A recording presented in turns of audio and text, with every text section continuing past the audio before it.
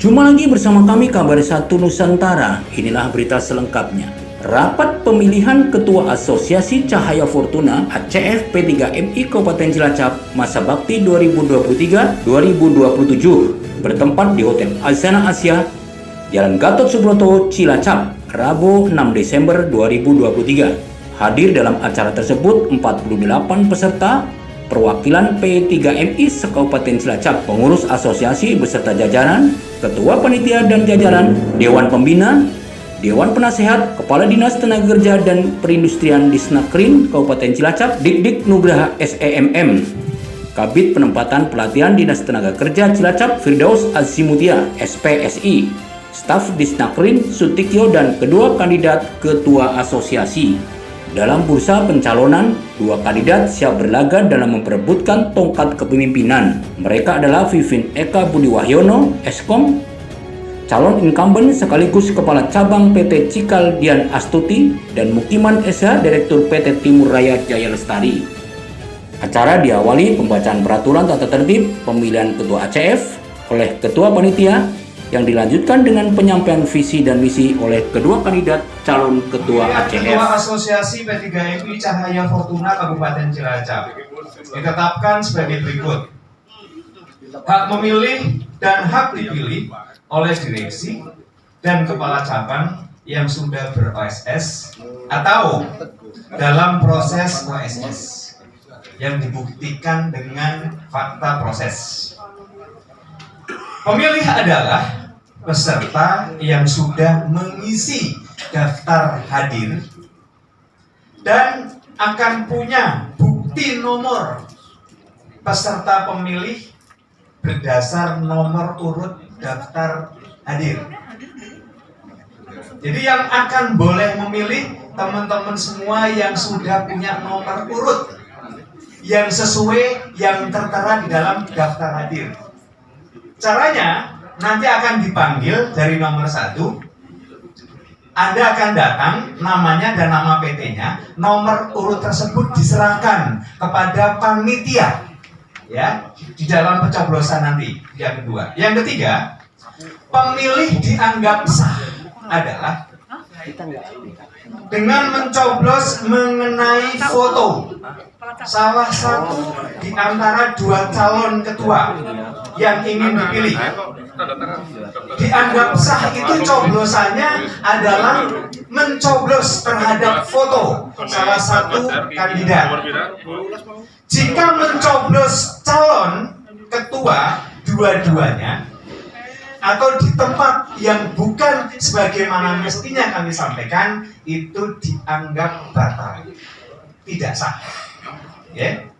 Pemilih diwajibkan membawa amplop kepada panitia, amplopnya sudah di depan.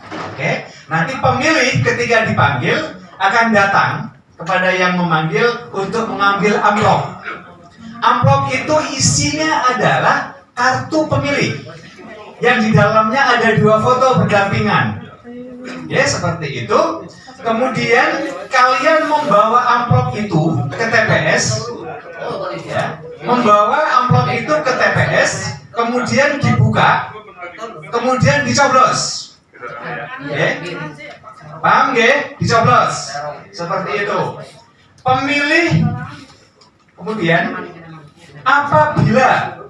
apabila dukungan pemilih dari dua kontestasi mendapat calon ketua ini didukung oleh pemilih masing-masing dengan yang sama, hasil pemilihannya sama. Contoh umpamanya Pak Mukiman mendapat 50%, kemudian Pak Vivin dapat 50%. Maka secara otomatis bahwa pemilihan ini akan dilakukan di saat ini juga. Dengan ada jeda waktu, panitia atau tim nanti yang akan ditunjuk akan menanyakan dua pertanyaan kepada calon ketua yang akan dijawab oleh calon ketua. Dan setelah dijawab, barangkali nanti akan bisa mempengaruhi suara di kemudian hari dan langsung akan dilaksanakan pemilihan ulang. Ini apabila dari hasil pemilihan nanti masing-masing mendapatkan 50% dari hak suara yang memilih teman-teman calon ketua. Kemudian yang berikutnya, saat mau mencoblos, Di saat mau mencoblos, perjalanan dari tempat duduk sampai dengan tempat pengambilan kartu suara hingga mencoblos dilarang. Tidak boleh melakukan yel-yel atau mungkin dukungan kepada salah satu calon suara. Tidak boleh. Ya, Anda harus diam-diam dan senyum-senyum saja. Nggak boleh melakukan yel-yel menyebutkan siapa Mukiman, siapa Wifin. Nggak boleh seperti itu. Baik ya? Gitu. Kemudian terakhir, pemenang kontestasi didukung oleh pemilih minimum 50% plus 1 dari jumlah peserta yang memilih. Jadi ketentuannya minimal 50% plus 1 dari jumlah pemilih. Demikian kami sampaikan tata acara, tata tertib tentang pemilihan calon ketua Asosiasi Cahaya Fortuna. Harapan saya pemilihan pada saat ini akan sukses tanpa ada hal apapun yang membuat acara ini sehingga menjadi kurang berhasil. Terima kasih. Wassalamualaikum warahmatullahi wabarakatuh. Yang saya hormati segenap tamu undangan, tamu kehormatan kita Asosiasi Cahaya Fortuna Kabupaten Cilacap, Bapak Purnomo selaku Dewan Pembina Asosiasi,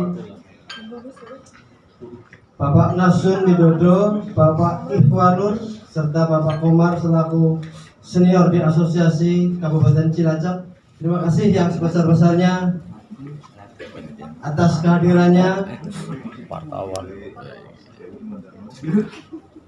untuk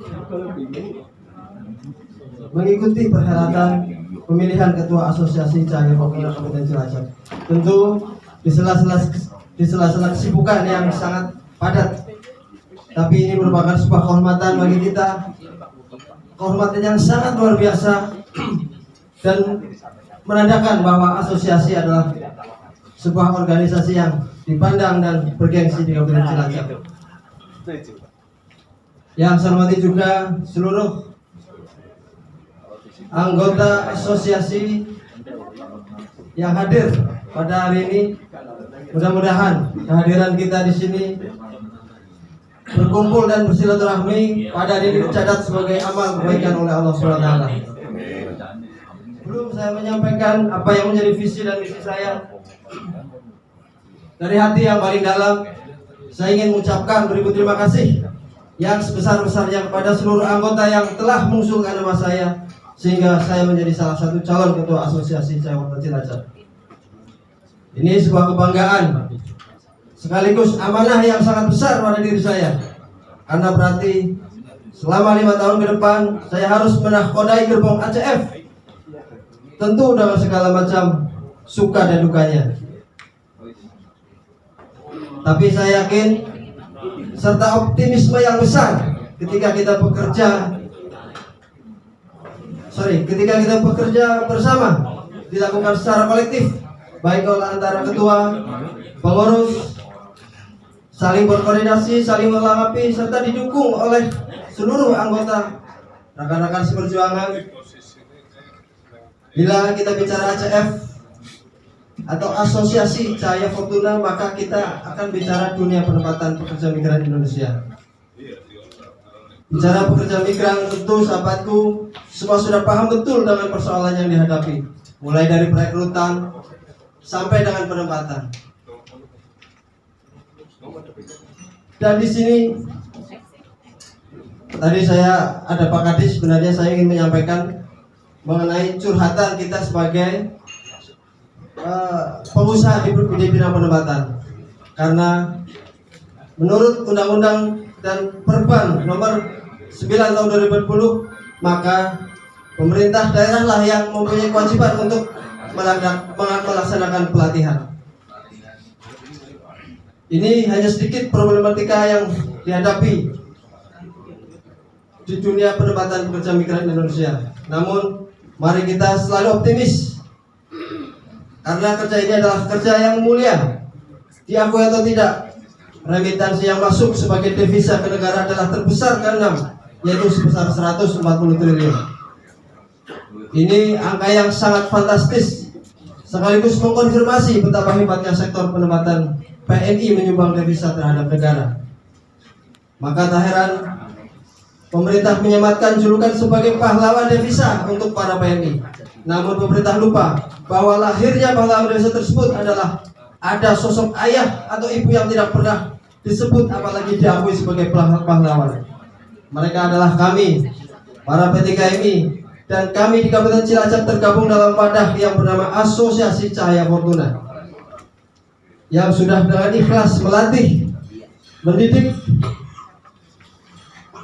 mencarikan majikan serta menjaga mereka selama dalam masa penempatan. Ini kerja-kerja yang tidak mudah, tapi kami lakukan dengan penuh ikhlas dan semangat dalam rangka membantu saudara kami serta membantu pemerintah mengurangi pengangguran. Selanjutnya, saya juga mengucapkan terima kasih yang sebesar-besarnya kepada seluruh panitia yang telah melaksanakan tahapan demi tahapan proses pemilihan ketua asosiasi ini, sehingga hari ini acara pemilihan ketua dapat berlangsung lancar dan penuh hikmat. Saya yakin ini tugas yang tidak mudah, di mana usulan dan masukan sangat banyak dari anggota, namun pada akhirnya dengan kebesaran hati dan penuh pertimbangan yang matang demi kemajuan Asosiasi Cahaya Fortuna dan demi kebersamaan seluruh anggota panitia telah memutuskan dengan sangat bijak mengenai mekanisme jalannya pemilihan ketua Asosiasi Cahaya Fortuna. Tak lupa kepada Dewan Pembina, saya mohon bimbingan serta arahannya. Bila nanti saya terpilih menjadi ketua asosiasi, maka jangan bosan-bosan untuk menegur saya, menjewer saya bila saya meninggalkan kewajiban yang menjadi tugas sebagai ketua asosiasi.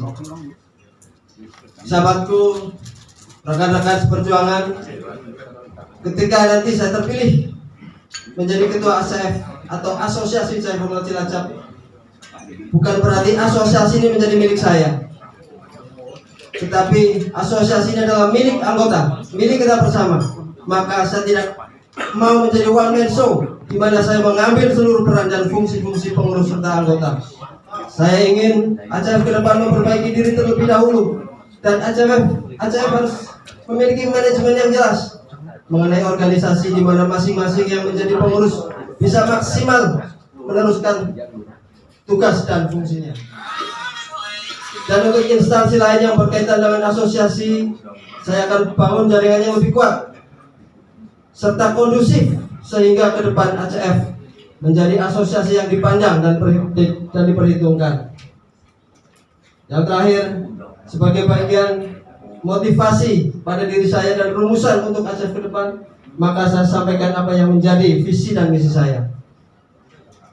Visi saya adalah menjadikan Asosiasi Cahaya Fortuna sebagai asosiasi yang bermanfaat untuk anggota. Menjadikan Asosiasi Cahaya Fortuna sebagai asosiasi yang bermanfaat untuk masyarakat secara umum, serta membantu pemerintah mengurangi pengangguran dengan cara menempatkan PMI yang baik dan benar. Mengadakan agenda rutin rapat anggota dalam rangka menguatkan persaudaraan, silaturahmi, menyerap aspirasi serta mendengarkan dan mencari solusi terhadap masalah yang dihadapi oleh anggota. Mensosialisasikan kepada masyarakat, pemerintah, lembaga lainnya mengenai keberadaan Asosiasi Fortuna di Kabupaten Cilacap. Membantu masyarakat dengan kerja-kerja sosial sebagai bentuk pengabdian asosiasi terhadap masyarakat. Demikian yang dapat saya sampaikan, apa yang menjadi misi dan visi saya ketika nanti saya terpilih menjadi ketua asosiasi. Semoga dengan paparan yang telah saya sampaikan tadi dapat menjadikan pertimbangan untuk seluruh anggota dalam memilih calon ketua Asosiasi Cahaya Fortuna Cilacap periode 2023-2027. Akhirnya, dengan mengucap Bismillahirrahmanirrahim dan dengan memohon pertolongan dari Allah SWT, saya mohon izin kepada seluruh anggota dan hadirin yang berada di ruangan ini untuk menjadi ketua Asosiasi Cahaya Fortuna Cilacap. Semoga Allah SWT mengabulkan, merestui apa yang menjadi hajat saya. Amin ya rabbal alamin. Allahumma lakal hamdu wa bika amantu wa alaika tawakkaltu wa alaika anabatu wa bika khamsatu wa alaika hakamtu wa firli muqaddamtu wa ma akhartu wa ma asrartu wa ma alantu antal muqaddimu wa antal muhariu la ilaha illa anta walahul muwaffiq ila aqwamit thariq. Wassalamualaikum warahmatullahi wabarakatuh. Yang saya hormati Bapak Penasehat, Pak Haji Purnomo, Pak Nasum, dan saya hormati Ketua atau Sesepuh atau pendiri Asosiasi Jaya Fortuna terdahulu, Bapak Ikhwanul dan Bapak Haji Komar, dan yang saya hormati teman-teman pengurus tahun periode 2019-2023 dan anggota Jaya Fortuna, anggota Asosiasi PT GMI Jaya Fortuna yang saya banggakan. Izin saya menyampaikan visi misi. Tadi di awal saya sudah memberikan laporan pertanggungjawaban dan itu semua ada dalam visi dan misi. Saya hanya mempersingkat waktu aja karena waktu terus berlanjut. Pemaparan visi dan misi Viving Eka Budi Wahyono Eskom. Jadi ada yang belum tahu nama lengkap saya, ada yang bilang Vivin Eka Budi Waluyo, ada yang Vivin Eka Budi siapa gitu ya.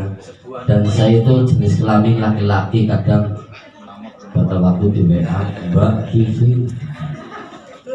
Lanjut, visi saya masih sama yang terdahulu, mewujudkan Asosiasi Jaya Fortuna yang solid sebagai rumah bagi GMI di sini.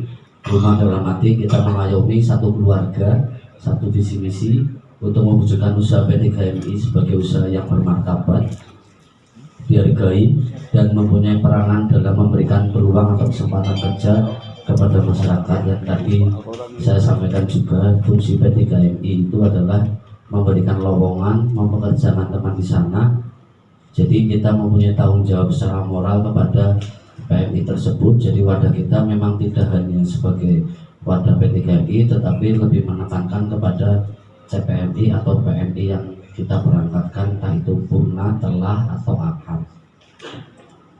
Di sini misi saya ada 5. Sosialisasi, itu melakukan sosialisasi peran PT GMI ke masyarakat untuk membuat atau menjadikan masyarakat Cilacap memahami alur proses penempatan CPMI secara benar. Sebenarnya saya sudah berkoordinasi, nah ini ada Pak Kades, saya pernah berkoordinasi dengan Buntin gitu.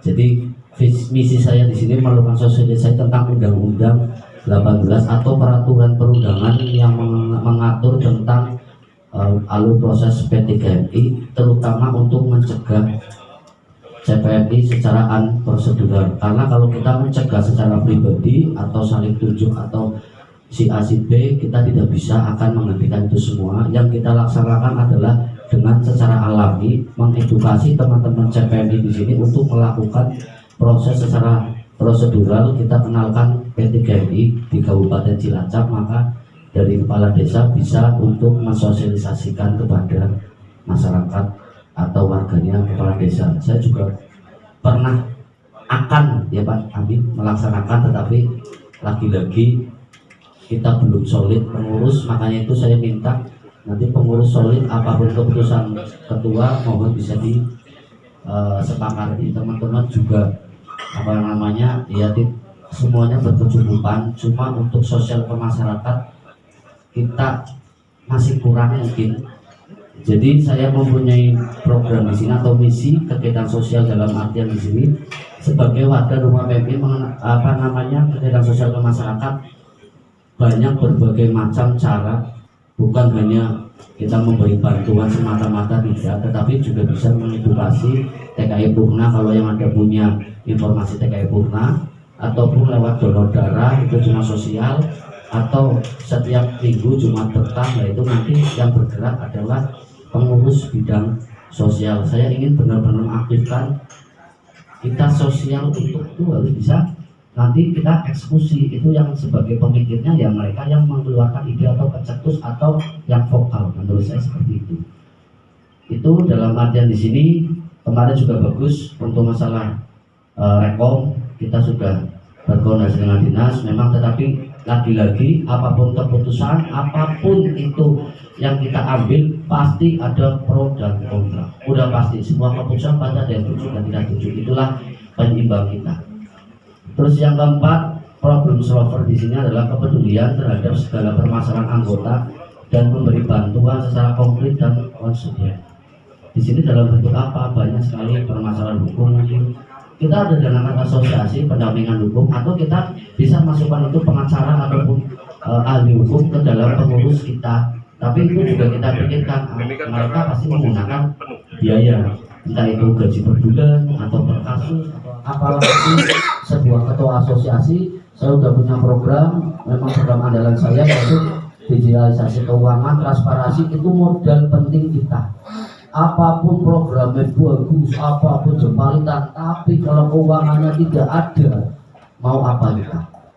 Kan seperti itu. Kalau keuangannya amburadul dalam artian orang genap pengeluaran dan lain sebagainya, pemasukannya dan sebagainya, mau apa kita? Pasti berputar kembali ke keuangan lagi. Kalau keuangannya sudah oke, sudah transparan, akuntabel dan sudah sehat, tinggal kita menjalankan program dan kita memperbaiki keuangan itu sedikit demi sedikit. Yang kemarin Rekom diharapkan masuk ke asosiasi.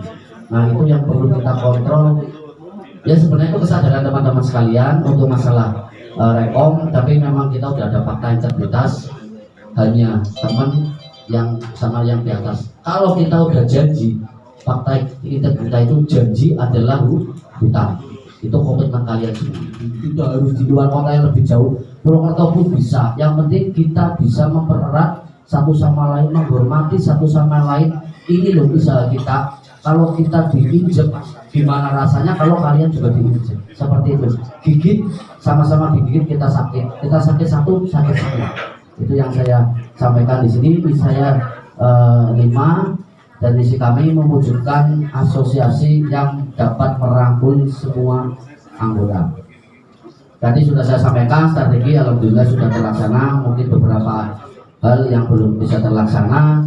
Terus manajemen keuangan, ini memang program andalan saya, alhamdulillah sudah terlaksana. Kas sangat-sangat menurut saya sangat sekali sehat. Tinggal kita mengatur arus kas masuk dan keluar. Untuk saat ini jangan sampai tidak. Untuk kesempatan pertama, penyampaian visi dan misi diberikan kepada calon ketua ACF Mukiman SH yang menyampaikan diantaranya menjadikan Asosiasi Cahaya Fortuna sebagai asosiasi yang bermanfaat untuk semua anggota, menjadikan asosiasi yang bermanfaat untuk masyarakat, dan membantu pemerintah mengurangi pengangguran dengan menempatkan pekerja migran Indonesia PMI yang baik dan benar.